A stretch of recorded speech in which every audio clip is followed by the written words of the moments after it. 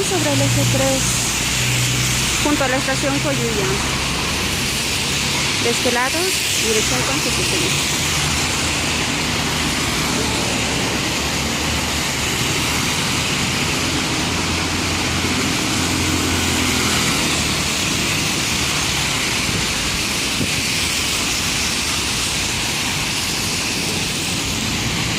Como puedes ver, acaba de llover.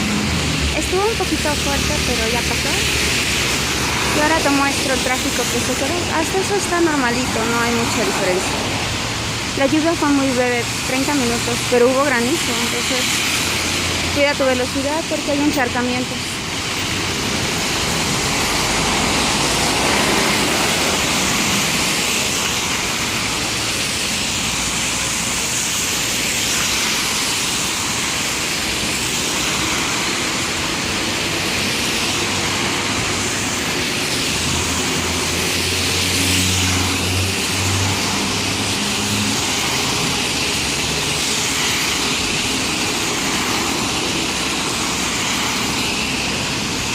Cuídate mucho, gracias por suscribirte y por dar like. Bye.